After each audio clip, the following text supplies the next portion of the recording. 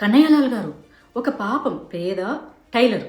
ఆయన మిషన్ కుట్టుకుంటూ ఉంటే ఏంటి ఆమె నూపూర్ శర్మకు నా సపోర్టు అంటే వచ్చి ఇట్లా పీక కోసేసి ఆయన షాప్లోనే సోషల్ మీడియాలో అంతా పబ్లిష్ చేశారు. ఈవెన్ నేను కూడా చూసాను. ఇక వెంటనే మన పోలీస్ డిపార్ట్మెంట్ అంతా అలర్ట్ అయిపోయి ఆ వీడియోలన్నీ డిలీట్ చేయించింది. అండ్ మీ అందరికి ఇదే గతి పట్టుద్ది అలా సపోర్ట్ చేస్తాని వాళ్ళిద్దరు వచ్చి వార్నింగ్ ఇచ్చారండి. మొన్నే సాక్ష్యాలు లేవని కోర్టులో కేసు కొట్టేశారు, బయటికి పంపించేశారు వాళ్ళని. ఆ మాత్రము ఒక పేద కన్నయ్యలాల్ లాంటి వాళ్ళని పీక కోసే హక్కులు లేవా? ఎందుకంటే మన తెలంగాణలో వరంగల్లో అదే సాయిబాబా మందిరంలో అన్నట్టు, మళ్ళీ సాయిబాబా అంటే ఊరికే నా మీద గొడవకు వస్తారు, కానీ సాయిబాబా మందిరం అయినా దాన్ని వాళ్ళైతే ఒప్పుకోరు కదా ఆయన్ని దేవుడు అని చెప్పేసి. అందుకే అందులో పాటలు పెట్టారని చెప్పేసేసి ఆడికి మైండ్ అంతా చిరాకు దొబ్బేసేసి ఆ పూజారిని కొట్టి కొట్టి కొట్టి కొట్టి పాపం 2 రోజుల తర్వాత పూజారి చచ్చిపోయాడు అనమాట. ఆ మాత్రం 4 పూజారులను చంపుకొనివ్వరా? అసలు వాళ్ళకి మతిస్థిమితం ఉండదండి.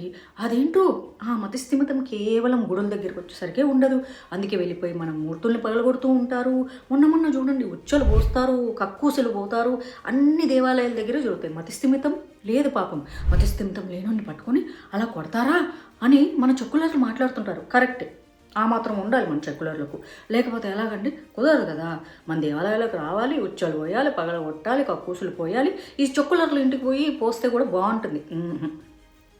మతిస్థిమితం లేని వాళ్ళు కేవలం దేవాలయాలలోకే పోయి చేస్తారన్నమాట. మన భారతదేశంలో మాత్రం మైనారిటీలకు హక్కులు లేవా? మన చెక్కులర్లు ఏమైతే చెప్తారో అవన్నీ నిజాలు. ఏమైనా పురుగుల బండి అమ్ముకోవచ్చు. అసలు ఈ పురుగులు పడినటువంటి కోవా బన్నులు ఉండండి, ఇంకొంచెం అంటాను. ఎంతైనా సరే కోవా బన్నుకున్న రుచే వేరబ్బా. ఇంకో బయట తింటే మాట్లాడడానికి ఎనర్జీ వస్తుంది. మీకు కూడా కావాలా? వద్దులేండి, ఇది అసలు 125 రూపాయలు. మీరు కొనుక్కోండి 10 రూపాయలు. నేనేమి తక్కువ చేసి అవమానించట్లేదు. నేను కూడా రోడ్డు పక్కన ఇడ్లీలు తింటాను, 20 రూపాయలకు అమ్మే ఇడ్లీలు తింటాను.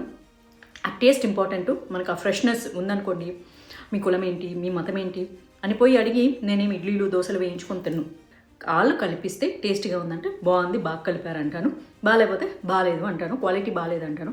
10 రూపాయలకు అంత క్వాలిటీనే ఇస్తారు అంటే మరి 10 రూపాయలకి ఇవ్వనప్పుడు 25 రూపాయలకు అమ్మాలి. అదేంటి మరి పేదోళ్ళు ఎట్లా కొనుక్కుంటారు అంటే, అందుకని క్వాంటిటీ తగ్గించండి, క్వాలిటీ తగ్గించొద్దు. ఎప్పుడైనా సరే ఫుడ్ సేఫ్టీ అనేది ఒకటి ఉంటుంది. అది చిన్న వ్యాపారస్తులైనా పెద్ద వ్యాపారస్తులైనా. ఇంకా 5 స్టార్ హోటల్కి వెళ్ళి అడిగే దమ్ములు లేవంటే ఎందుకు లేవు? నాకుంది.